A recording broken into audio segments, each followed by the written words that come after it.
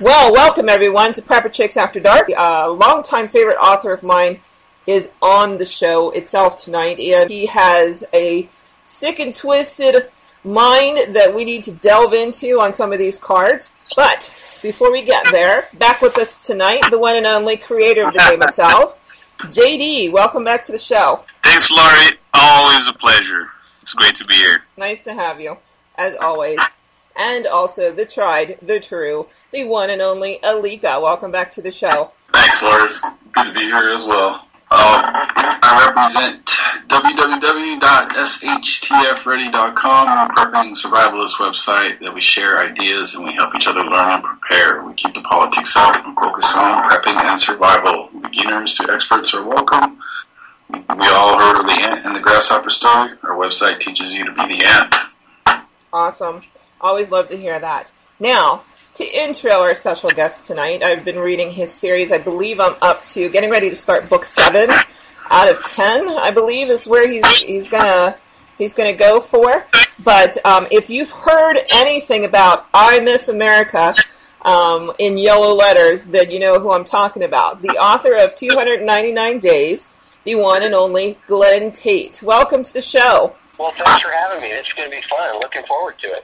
Yeah, and if anybody out there knows anything about writing the type of books that you guys write for, you probably have one of the biggest impacts on readers out there when it comes to taking our country back and getting the message out there. I love the whole I Miss America thing and just saying, you know, I miss the way it used to be, because I think all of us can agree this country is going down a shithole and fast. Exactly. It's a simple phrase, and it captures it all, and it's kind of a trick on the eye about the, Miss America sort of beauty pageant. People think it's related to that, and it says it all. It's really, really taken off. There's shirts and stickers, and a couple people have spray painted walls with it and stuff, and not that I condone breaking a law or anything like that, but it's gratifying to see, because it speaks to a lot of people. Yeah, a lot of people love this country and love what it stands for and,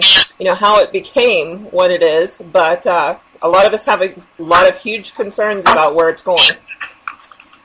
Yep. All right. Well, thank you so much for being here. I know that you have a very tight schedule, a very busy life, so greatly appreciate the fact that you took some time out to be here with us tonight. No, my pleasure. I'm excited to find out more about this game and how this works, and it sounds like a lot of fun. So, I appreciate you saying nice things, but thank you guys for having me on. That's going to be great. It's our pleasure. Well, let's get started on the first question, the first card. So I'm going to throw the first one out here, and I want you guys to let me know what you think, because hopefully this one's taped, so we'll get it out there, but if your loved ones are listening, they really might want to pay attention to this one. This one comes from the second deck, and there's no one attached to it. So here it goes. A gang ransacks your place, and their leader wants to take one immediate family member with them in order to avoid retaliation from you. They overpowered you and currently have you and your family members all bound and defenseless.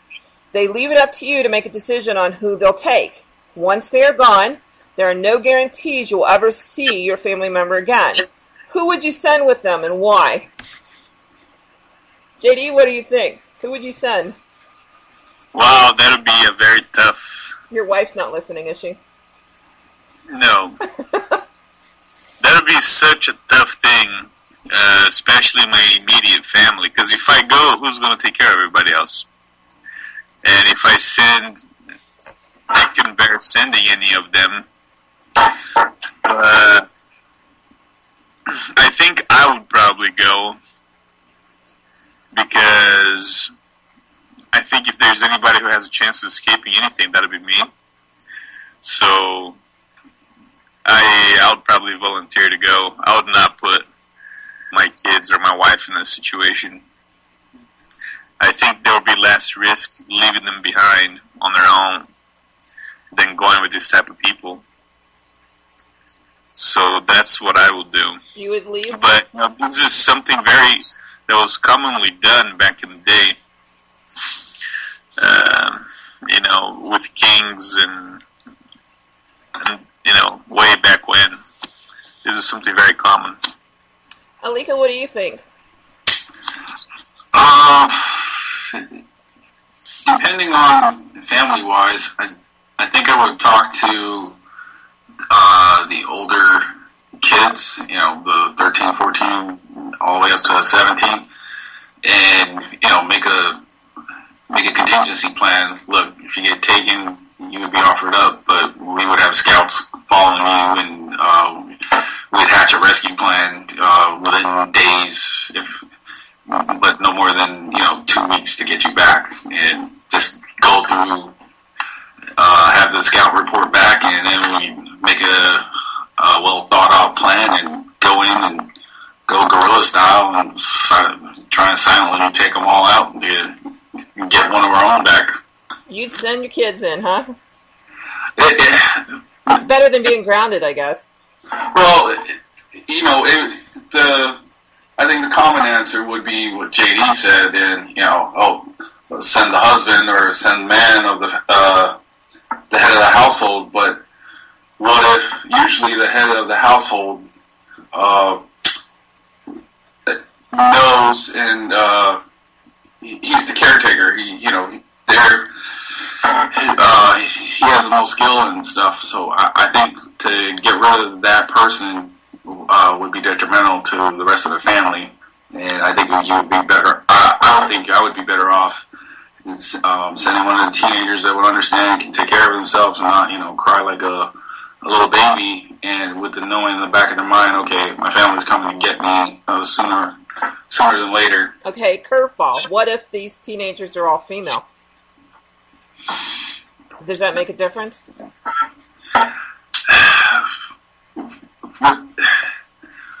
There's a very good chance. Are they good looking or are they ugly? Well, I mean, if the group that's taking them seems like they're doing it as they're taking one, they want to take one of our own as more strategic than anything, and where I've got somewhat of a good feeling that they're just using them as a pawn and not as a sex toy, or that's not their intent, I might still go with the original plan, but I would definitely rethink that. But if they're like scuzzy dudes in leather jackets, and they're grabbing their balls while they're looking at one of my daughters, I'll probably volunteer myself to go up then. See, I would send my husband. I would, without even thinking about it. I'd send Eddie in. Well, you guys are equally well versed in all prepping. Well, you probably know more than he does, but I would assume that if one of you were gone, your homestead would still be safe. Even if both of us left, our kids would be fine. So, but Glenn, what do you think? Who would you send out? Oh, myself. And my first impulse was, I got a neighbor I don't like anymore. Maybe I can fake, the game, and I'd be like, this is my neighbor. No, but that probably wouldn't work. So that's not within the bounds of the thing you get. I don't know. Do you look alike? The team in real life, and of course in the books, would be taking care of my family. That's prearranged, and so me being gone wouldn't be the end of the world. This assumes the team's around, and I have to assume they are. The other thing is, I would go and try to kill as many of them as I could. Probably end up dying myself. That's kind of my job. I don't get religious on stuff, but that is my job in my worldview. In Corinthians, my job to lay down my life. That's how it goes. To the extent I could, I would want to go back to the bad guy's place and see what I could do to try to get my team to come, and I'd probably get killed in a crossfire, but, we've talked about it in advance, if not this specific scenario, but if me getting killed is what it takes to kill a bunch of bad guys who did something bad like this, that's just part of the deal. I mean, I plan on living through this collapse that's coming, but I really don't 100% expect to. You know what I mean? It's not out of the question for me to get killed. The things that are out of the question are unnecessary harm coming to my family. You mentioned the female thing. absolutely no way anybody gets the females in my family.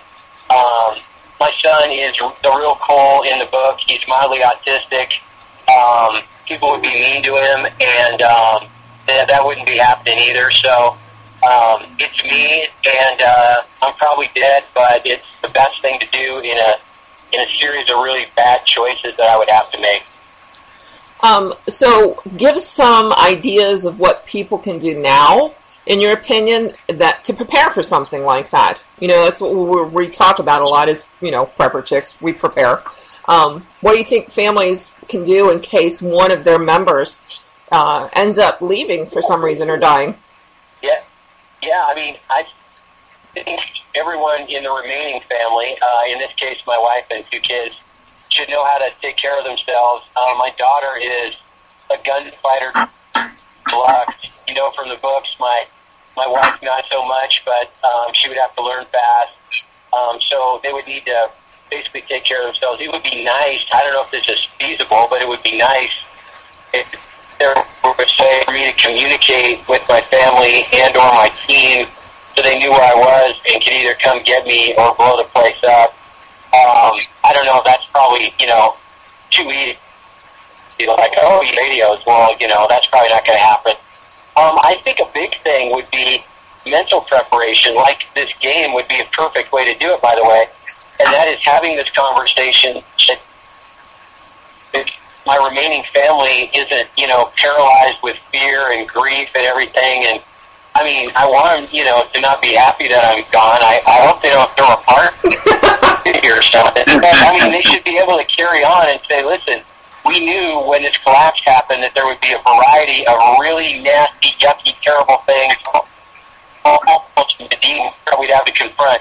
This is one of them, and, you know, now I'm speaking as them. Dad would want us to go on like this, and he's probably doing this week. Dad will be the new leader of the gang and will kill the other guy, and, you know, I mean, maybe he actually comes out of this okay, which wouldn't really happen, but I want them to believe. I want them to have hope. And I think it's a good conversation with your spouse or girlfriend or boyfriend or whatever it may be, significant other, I guess. If I'm missing or killed, you be sure, if you want to, whatever you want to, find somebody else. Life goes on. You got to have those conversations. So those are some things I would do that largely focus on mental preparation and not really as much practical preparation, because there aren't many practical things you can do except everybody in the family knows how to handle firearms and all that. Yeah, I saw that you were just taking a class. Was that you with Masad? Yeah, Masad Ayub Group. It was fantastic. He's going to be here in Indianapolis here in next weekend, teaching. I'm going to miss it because Patriot Nurse is here during a medical class that I've already signed up for and committed to, but would love to take a class through him. Oh, yeah, it's not to digress, but if you get a chance to take the legal portion, the Armed Citizens legal portion, it's not like law school. It's actually, like, entertaining and cool and informative. I can't believe I carried a gun without knowing some of these things, and I'm a lawyer, for goodness sake. So I highly, highly recommend it. You have a lot of peace of mind. Anyway, so digression is turned off now. All right, so let's go on to the next question, because I've fully admitted I'd sell my husband down the river on that one. So I love him to death, but, you know, it is what it is. Give up their children. Yeah. Anybody else have a card they want to play next?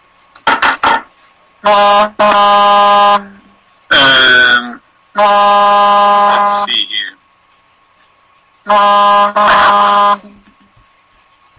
This is from the first one. And it goes like this. 2 women from outside a group trying to steal your supplies. They told you they were mothers with children and they needed the food. Your supplies will run out in a matter of days, and you have nothing you could spare without harming your own group. A supply run would almost certainly cost lives. If you set the women free, you risk them trying again and maybe using deadly force. If you keep them prisoners, their children will most likely die. How would you handle the situation, and why? Okay, so say that again. They're out. You captured some women that were looking for food for their kids? Yeah, so you caught two mothers trying to break into your camp looking for food. And you really have nothing you could spare. And going after food will probably cost lives. But if you set the women free, you risk them trying again. And maybe using deadly force next time. But if you keep them prisoners, their children will probably die. How would you handle if you were in this situation? All right. Alika, what do you think? Are they just single mothers with their kids? Or the card doesn't really specify, huh? They don't bring the kids to the camp, it sounds like. You just capture the women. Yeah. I know, but did they took the kids away, a couple miles back? Because I think if they had men, the men would probably take this on. But they probably kids in a safe place and came try their luck. No. I mean, I would have to assess the whole situation, and if it was just the mother and the two mothers and the kids, and they're trying to get food for their kids, and they're relying on each other to survive, to help their kids survive. If I was down on the manpower for my camp or homestead, I might consider letting them in. But if that was the case,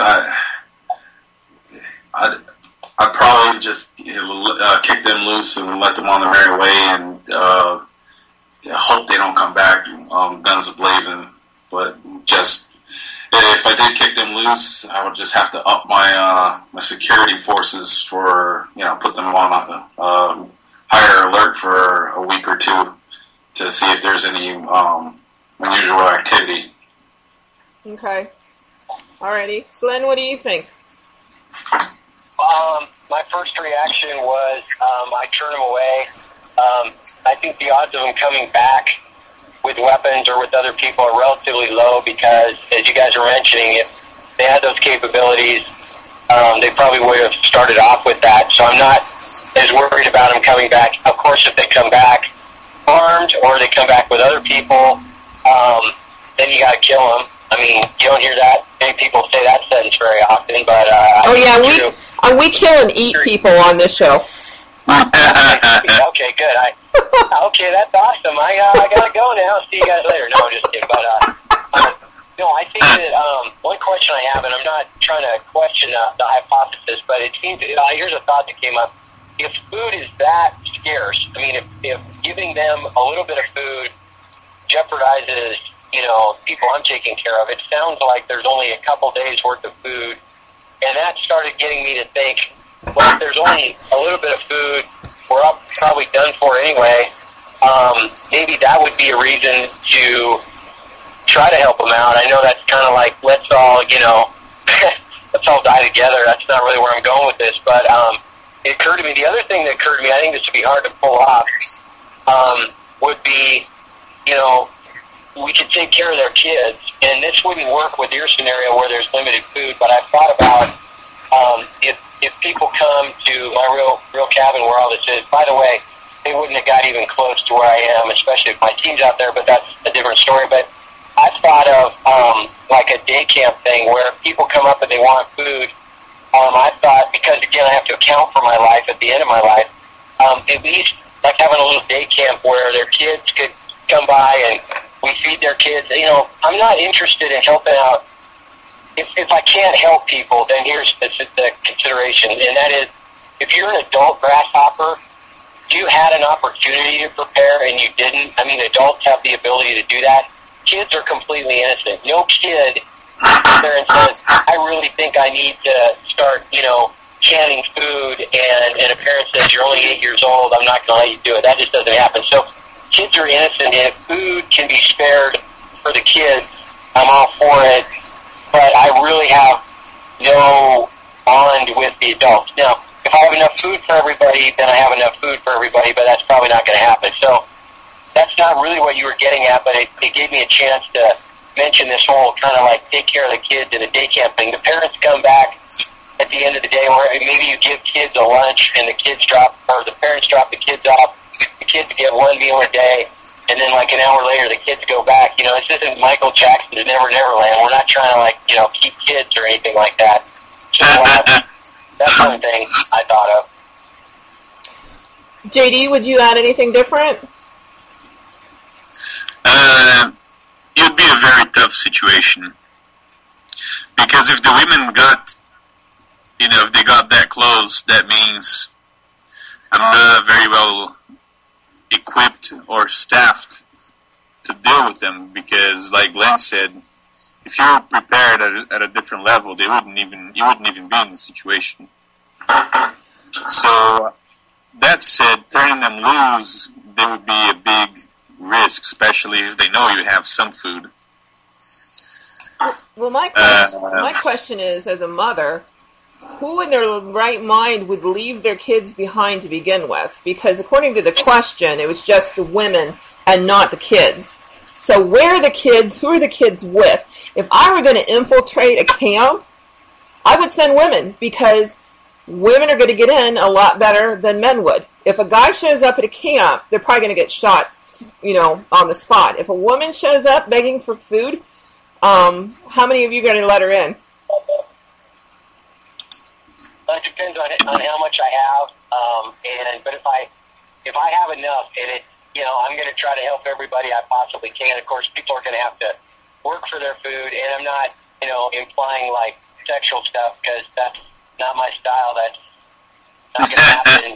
In fact, I would try to the extent possible, protect women from having to do that kind of stuff, because that's probably going to be pretty common. So, but it all depends on how much stuff I have. But I am prepared mentally to turn adults away, and conceivably kids. That would be very, very hard to do. But this gets back to the mental preparation I mentioned in the first scenario. You have to be mentally prepared to do this. Yeah, I'm still smelling a setup, though. I'm still wondering where the kids are at. I'd probably keep them, and either A, find out where their kids are kept and bring them if I had to, but I would probably not turn the women away. Somebody has their kids if they're not with them, and there's a reason for that. Well, maybe it's just another child, And maybe we'll actually get older. I don't know. No mother that I knew of would leave their kids behind in the woods somewhere. I don't know. I smell a rat on that one. I would have to question that one. And if I were responsible to go into another camp to try and get in there and find out what they had, I would probably send a woman. There's a greater chance of them being able to get past that front gate than if a guy were to approach it. That's just, I agree wholeheartedly with that. Yeah, very true. So, okay, nice question. A lot of food for thought there. JD, you have a question? Well, I just read the last one. Lika, do you have one? I'm sorry. Oh, give me 1 second. I just had it. While he's getting a card, Glenn, I have a question for you. And we had this question the other night. Say there is a total downgrade situation, and you were responsible for rebuilding the government. And you could, and of course, I think most of us agree, probably the East Coast, if we were attacked, would be obliterated. But if you had to choose somewhere in the country to form a new capital, where would you choose? Wow, a new capital. This is a great question. You could choose anywhere in the United States right now. Where would you choose to move it to? Probably the Gulf Coast of Texas. Texas is awesome for the most part. I love, being a Seattle guy. I love the seaport, the sea lanes. I recognize the importance of that. I keep doing this, and I hope I'm not annoying you, but I'm kind of questioning the hypothetical. I don't see one country anymore after this, so there would be 7 or 8 capitals. But if there had to be one capital for the landmass currently constituting the United States, I think the Texas Gulf Coast is probably where I'd go. Interesting. You don't think if we were attacked that anybody coming up from the Gulf or through Mexico, you think we'd still be able to hold on to that? Yeah, there'd be some pitched battles and everything, but I have a lot of faith in Texas, and I think there would be a bunch of American forces that would gravitate down towards that border. I think people coming up from Mexico, for example, the deserts would be inhospitable. So the main, I think, way to come in and at least have supply lines that could be sustained would be to, come up the Texas part, and that's where I think the Texans and Oklahomans and a bunch of others would probably meet them head on. So yeah, it would be a battlefront, but foreign enemies coming up through Mexico are going to have absurdly just terrible supply lines. That's why Red Dawn, as entertaining as it was, the Russians, or in the latest movie, the North Koreans, which is kind of silly, would have supply lines they couldn't possibly maintain. So it would probably be Mexicans coming up, into the United States. And I think that Texas civilians are probably better trained than the Mexican armed forces and probably better equipped. I'm being serious about this. I'm very serious. And so that's why I would do it. I guess you don't want a capital near a battlefront. You would have to have a seaport. And if the East Coast is nuked, I'm kind of rethinking this. Maybe like Mobile, Alabama, or New Orleans or something like that. California is going to nuke itself. I mean, even if it's not, attacked, it's going to be a basket case. And Washington State is too far, to the northwest. And I live around a bunch of communists, so, it probably wouldn't be a very good place for it. So, yeah, I'm going to say New Orleans, Mobile, and maybe, the Texas Gulf Coast. Awesome. Good thought process there. I like that. All right, Alicia, are you ready? Yeah, I got one. Lay it on us. Describe how you would approach other survival groups after the collapse. That's good.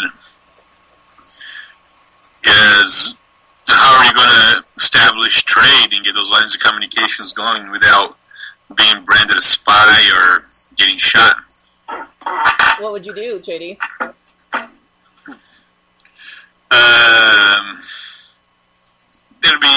It'd be very, very tough. You'd have to take a great risk just approaching a camp with your weapon holstered, hands in the air, just maybe one person. But then what happens to you is anybody's guess. If you want to say, hey, I got another camp up the road and we want to trade some stuff, first of all, do you want to tell them the information? Do you want to open yourself, putting yourself in that risk? So I would not directly go to other groups. I would go to trade posts and see who's trading, and then reach out to those people who I know they have the trader mentality. The people who produce something, they take it there and they want to barter for other stuff. I think not doing that is just too risky going any other way. How long after a downgrade situation do you think it would take for people to set up an area of barter? Well, I think there's a flea market a couple minutes away from my house, and people go there on Saturdays, but it's mostly junk, So I think people kind of have that mentality, but what are they going to have to trade? Very few of the people here are actually producers of goods. So it'd be very tough to see people with a big surplus to go there to trade right away. I'd say it would probably take a few months. The bad apples need to weed themselves out first to make it safe enough for people to go there and trade their surplus. Do you think the flea markets that are established now, because I know there's plenty around the country, Do you think those will become the hubs as opposed to somewhere else? Or do you think there's going to be a natural migration to a certain localized spot? It's very hard to tell. Because if you go to a flea market, you find all kinds of stuff. And the stuff that's there, very little of it is actually ground by somebody and handmade to be sold there. It's basically junk. Well, think more along the line of like a farmer's market then. Yeah, maybe something like that. I can see that. Becoming a trade post, a farmer's market. Okay. Glenn, what do you think? Boy, I agree that it's a bad idea just to show up to complete strangers and imply that you have stuff. And so I agree with all that. I can see trading posts sprouting up. I don't know how long it would take. I think it would take a while, as you guys were talking about, a matter of months or something, because a few things. One, people are going to use up all their own stuff first. And second of all, this is kind of scary and gross, but I mean, a lot of people are going to die. There's going to be a big die-off, and so that'll take a while to work its way out, but I think there will be trading posts. So one of the models I would look at is Argentina when they had their collapse in 2000. In Sturfall, everybody knows about him. He's got all kinds of great, he was there, and he describes in his books and YouTube channel, I think it's YouTube channel, what happened, and he describes the markets and the gangs would run them, and you were incredible. It was the safest place in Argentina was to be inside of one of these. I think he called it an outdoor mall or something like that, because the gangsters made sure nobody was armed, and if anybody acted up, the gangs would kill them. But see, the gangs, since they got a cut of what was transacted, they had an incentive to make sure that it was safe. Right. And so there's going to be that incentive to keep it safe, but that's a little different than what you were talking about, which is going up to somebody. I also think there might be some traveling peddlers, kind of like out in the Old West and everything, and they might go around and they used to keep track of what communities needed what, and they would sort of be the go-betweens, and that's just one person, and they're going to basically travel around with information. I don't think they'll travel around with all the stuff because they'll be robbed, but maybe you'll have that. The other thing is, and again, I'm expanding your scenario. I keep doing that, but if there's a community like Pierce Point in my book series, there would be a little teeny government, not an actual government, but one that doesn't suck, which would be, people doing things voluntarily.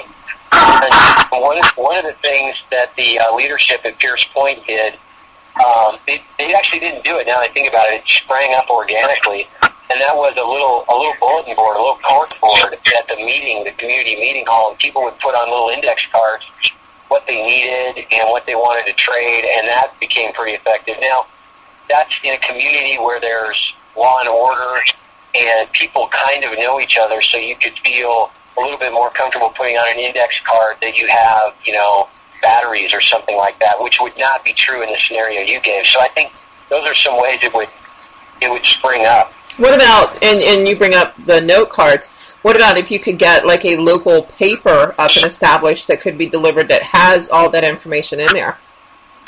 Yeah, exactly. The Pierce Point Patriot, and there would be commerce, and there would be advertising, and it wouldn't, be on the internet. It would just be photocopied and all of that. You could do it on a word processor, classified ads like that, hard copy. I see that happening too, assuming there's some electricity and some copy machines and some toner and that kind of stuff. And it wouldn't be delivered to every house. It'd probably be passed around, and people would make little notes and all of that. Again, kind of the Wild West scenario, because that's what they used to do that way. So I see that happening too. Awesome. Nice information. Alika, what do you think? How would you approach another group? Well, I think I would do what JD mentioned as far as not so much a trading post, but if you happen to bump across somebody while you're foraging for food, and you find out through small talk that there's a camp nearby, be like, hey, I'm miles away from my camp, you're miles away from your camp. How about we meet here, so we can come up with some kind of collaboration and go from there. And even on the first meeting, I think I'd bring a peace offering of, some kind of food or, vice like alcohol or cigarettes to say, hey, we mean you no harm. We looking, to trade, whatever. We'll meet here.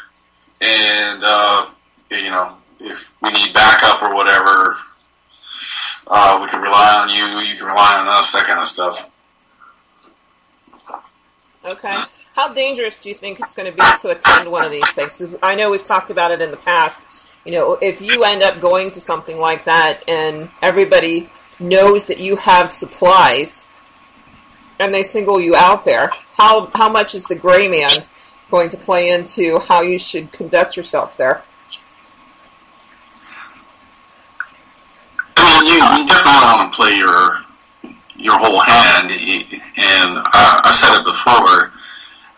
Even if I had it and they needed it, I can say, I know it can't afford, 4 or 5 miles in the other direction. I have good contacts with that could get you that stuff. Give me it 2 days or whatever. I would never tell them, I've got this, I've got that. I might say, I've got the small little, throwaway good, so to speak. But for something big like that, if they needed, soap or high valuable items, I would say I know a guy that knows a guy that could get you this stuff. I'll be the guy who knows the guy who knows the guy. Yeah. So what do you think is going to be the hot commodity to trade besides food? Ammunition. Would you trade ammunition? Probably I think it'd be worth its weight in gold. To people far, far away from me, sort of at almost a regional-wide, trading post kind of thing. I don't really plan on trading ammunition. I think I'll have people coming to me that I can turn into security folks, and instead of trading the ammunition, I'll basically be issuing it, really, and maybe it would be tough. I mean, I would have to obviously trust who it is that I was supplying ammunition to. It might be another, the gate guards that I described in the book for another community or something like that. That's a tough one. It would be one of those things where you would know it when you see it. You would know whether it's a good idea or not, and it often would not be a good idea. But I view my ammunition supplies as things that I can issue to people who are going to help provide security and, not go out and invade people and be marauders or anything. I'm talking purely defensive uses of this stuff. Right. How long do you think after Downgrid would it take us, and I know it's going to be, the variables are how we go down, but I think most of us agree that the power grid's going to collapse. Let's say it does collapse. How long do you think it would take us to get some kind of reloading of ammunition manufacturing back up and running? Oh goodness, at least a year. I don't even think too much about remanufacturing ammunition. Now, if there's a region of the country that is somehow unscathed, which really I can't see happening, there might be a supply of it or something like that. I envision people living off of the ammunition that's currently here in this country, and I guess we start melting down stuff, but I mean, primers are kind of hard to make, powder's kind of hard to make.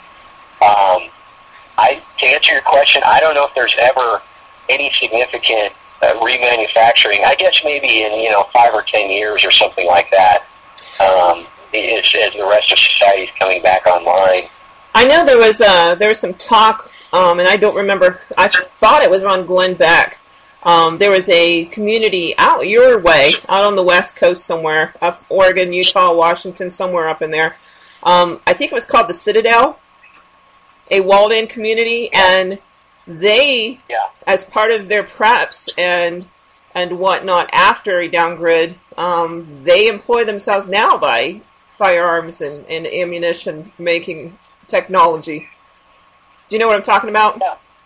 Yeah, exactly. It's in Idaho, if that's what I'm thinking of, and it's sort of one of these prepper communities where everybody in the community agrees to provide for the common defense, and they do all that. I have, now that you mentioned it, heard of it, and that, I guess, though, is an example of uniqueness. Stockpiles of ammunition. I mean, they may have stockpiles of powder, primer, projectiles, and casings, but it's still current, it's inventory that's here. I doubt that they'd have a facility that can make powder. I mean, they couldn't possibly get the EPA permits, to do that, so they couldn't be doing it now. People obviously will not worry about EPA permits in the future, but I think you need really big industrial facilities with tons of utilities to make this kind of stuff. I know somebody is listening out there and saying that if you rub, rocks and maple leaves together and you sprinkle some stuff on it, could be a low-grade powder or something like that. Maybe it could, but we're not talking about musket kind of stuff here. We're talking about regular ammunition, and I just don't think you can make it without full-on, industrial recovery that I think would take years. Yeah. All right, let's go on to the next question. Anybody have one, or you mean just go ahead and play one? We good? I got one. Go ahead. What is the one skill you wish you had in case the world went into post-apocalyptic mode tomorrow, and why? Tomorrow. All right. Well, Glenn, what do you think? What do you want? What's the one skill you wish you had you don't? Communications. Actually, bigger than that, I wish I had mechanical reasoning skills, which I don't have. If any of you have ever watched me try to fix anything around my house, you would laugh hysterically. I'm incredibly bad at that. Of course, if I was like a macho tough guy, I would be telling everybody how awesome I am at it, but I'm horrible. But specifically communications, I would want to be able to MacGyver radios out of things. I don't pay enough attention to communications. I do pay some attention to it, and a couple of guys on my real team are communications wizards, and I rely on them. But the more I think long and hard about scenarios, the more I realize how important communications are. I don't just mean radios. There are other ways to communicate. But if I could be the person who magically and skillfully always made sure that communications were up among at least like even a small team or something like that, that would be fantastic, because you can see threats farther away. You can plan ambushes. You can have counterattacks. You can get people out of bad places. You can see if an opponent, has stuff and what their defenses are. Plus you get news from the outside world. That's really important, morale and hope and all of that. So communications is a skill that I would love to have more of if the world ended tomorrow. Awesome. JD, what's the one skill you wish you had? After this question coming up so many times, I still go back to the ability to communicate well with people, not through electronics, but just be very persuasive. You want to be a manipulator. Not a manipulator, but somebody who knows how to knows his way with the words. And Rico Suave. Plus apocalyptic car salesman. Yeah. Something like that. I'm going to say calling you Rico. It's Rico's.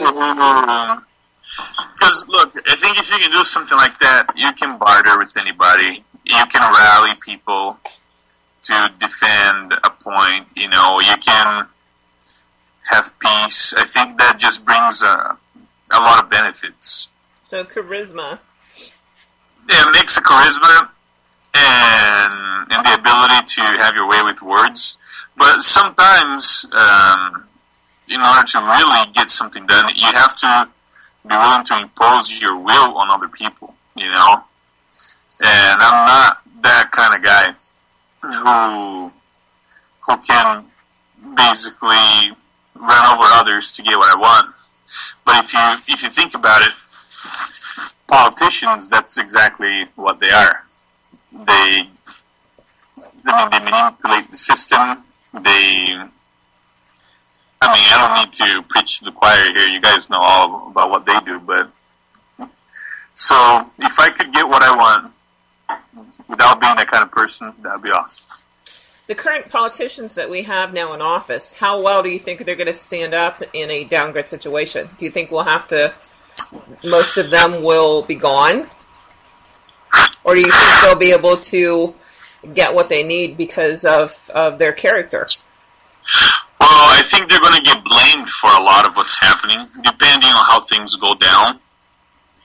And I still think they're going to see themselves as the leaders, They're going to be still trying to manipulate the situation so that they're on top.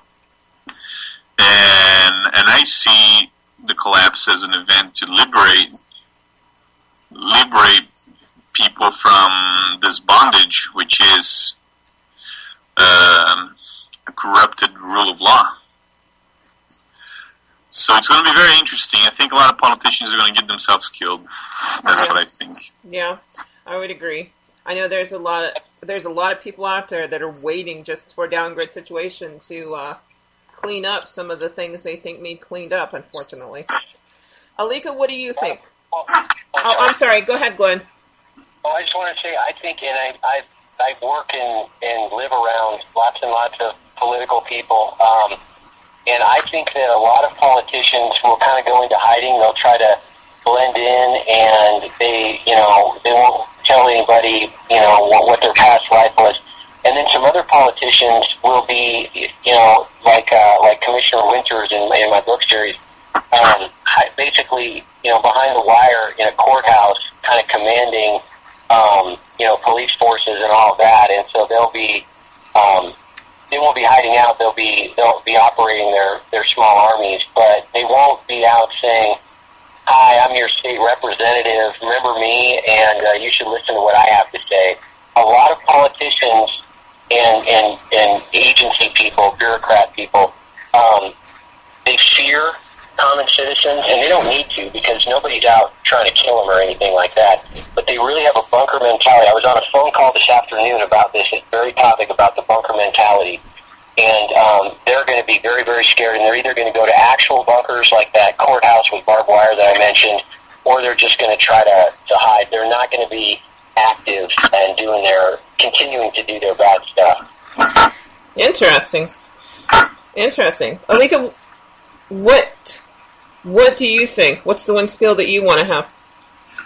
I said it before, and it's farming, growing food. I think if you know how and successfully do it, you can control pretty much the rest of the economy, because everybody's got to eat. And from there, you can get your bullets, your whatever else you might find valuable, and people will work for you. You got your security if you feed them. People will be hungry. If you can control that, I think you can control your sector, neighborhood, and possibly the whole city. Yeah, unfortunately, yeah. And there's going to be people out there trying that, that's for sure. Well, there are now, so. Yeah. But isn't that what the food stamp program is all about? Controlling people? 100%. Oh, yeah. It's making the people dependent on the government. Because then they'll keep the government growing. If people are free and they can take care of themselves, they don't need the government. Well, that's why we have new taxes every year, right? I think if I had to choose one skill, it would be emergency medicine. Beyond the putting the Band-Aid on the boo-boo, more like, come here, give me your appendix kind of medicine. That would be very useful, too. No one said the skill they wish they had was getting the high score on Angry Birds. No one said that. I've never played that. Yeah. Yeah, wow, that's a whole nother story right there. But we are, where we at? 50 minutes. We have about, how much time do you have left, Glenn? Do you have time for another card? Yeah, I have time for one more card. This is fun. This is a good time, you guys. Well, you're welcome to come back any time and play with us. It's even more fun when we're live and the chat room is ripping them up in there because they play along with us and critique our answers and give their own answers, and it's always a fun time. Cool. All right, here's your question.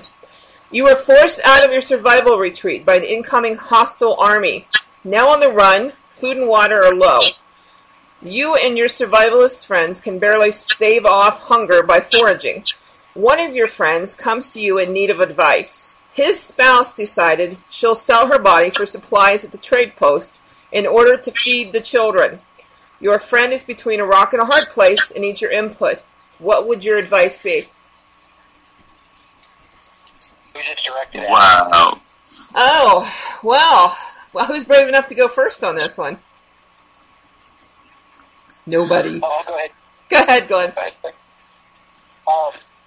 You say a friend says this. My first question was, before I heard you say a friend, who is this person? And I hate to be like self-centered, but how close is this person to me? Obviously, if it's wife or daughter or something, then it's a different answer, which is kind of challenging. But if it's a friend, I don't know. I mean, kind of her choice. It's kind of viable. The thing I would be concerned about is this going to work? Because they're going to be mean, nasty people, and my friend's probably going to get hurt, and that's a way bigger concern. I think there's going to be a lot of this going on. I don't know about endemic or something. I think there'll be quite a bit of it. There's a character in the books, Angie, who she's described, and since you're up to book 7, you've read about Angie, and that is, I think, how it goes. It'll just be usually women, I guess sometimes men, but usually women who will have boyfriends that'll take care of them and stuff like that, and it may not be as nasty and violent and horrible as it otherwise could be. I'm sure there will be lots of that bad, nasty, violent stuff, but it may be socially acceptable, basically. I think that in other parts of the world and at other times when there have been collapses of various kinds, there has been just sort of arrangements that are made, and it's not always horrible and coercive. When it is horrible and coercive, people doing the forceful things need to be shot. Let's be clear about that. But if it's more sort of a new reality and a new kind of relationship, and if everyone consents, I don't have a big problem with it. And so it comes back to my friend and whether she has a big problem with it. That, to me, is my main concern. What about the fact that she's going to sell her body, basically, and your kids, your children, will reap the benefits of that? They're going to eat because of it. Would you feel, what would your emotions be over that? Anything? I would be thankful to her, to be honest. I would be thankful that she's willing to make that sacrifice for my kids. And I wouldn't say, oh, go ahead and do this. This is a great idea, so my kids can eat. Right. I would be thankful if it were her decision. Alika, what do you think? I'm on Glenn. You can't tell them no. You definitely express your opinion, and if you didn't like it, you can tell her, hey, there's other ways we can feed this group. We'll find a way. You don't have to do this, but ultimately it's her decision, and if she ended up doing it, I'd be forever in her debt. And your advice to her spouse would be what? How do you think? What advice would you be able to give him to be able to deal with the emotional part of, knowing that your spouse is going to go sell herself to feed you and your children? That's going to be hard, especially for a guy to swallow that. For the fact that you know, you're not taking care of your family to begin with, so now my wife has to go out and sell herself in order to feed you. That's a big ego bruise right there. Oh, is this my wife or a friend? I'm sorry, I may have got this entire scenario wrong. Because if it's my wife, it's a whole different story. Well, how would you, so you would have a problem if it was your wife? Yeah, absolutely. It would be. I would look at it, far differently, and that might be, I don't know, unprincipled or whatever. But I absolutely would look at it differently. I mean, if it were an absolute life or death situation, I'd be curious what her thoughts were. If she thought, and said, "Listen, this needs to be done," it would be analogous to the first scenario, which was the going away with the gang and stuff. If one of the grown-ups absolutely has to do something horrible for the rest of the family, then it's a sacrifice that needs to be made, and it's last resort and all that. But to me, it's analogous to that. It's that kind of sacrifice. This is why, there's a bit of a conflict of interest if a friend or your wife is considering doing this and it's going to benefit your kids. You can't cheerlead too much because it's going to benefit your kids. But, the wife, it's not like a macho, like, my wife, that's my woman. No one can have my wife. It's not that kind of thing. It's that I don't... I actually am more connected to my wife than just like a random female friend of mine. And so I care more about my wife than a random female friend. I just do. Yeah, I mean, it would be hard. What if it was your sister? I mean, she's more than just a female friend, but she's not your wife. Well, hopefully, anyways. Are we in Appalachia? What if somebody would post either to Prepper Chicks on our Facebook page, on the 299 Days page, or on Survival Logic, if they have a I Miss America hat or t-shirt and they're playing Conflicted, they take a picture of themselves and send it to one of us. Maybe we could put a prize package together for them. I'd love to. So the first person that can send in a picture of them in a I Miss America shirt or hat from Glenn's site, and they're playing Conflicted from JD's site, send it to either Prepper Chicks, Survival Logics, or Glenn. We'll put together a prize package and send it out. Sounds good. Awesome. Well, thank you guys all.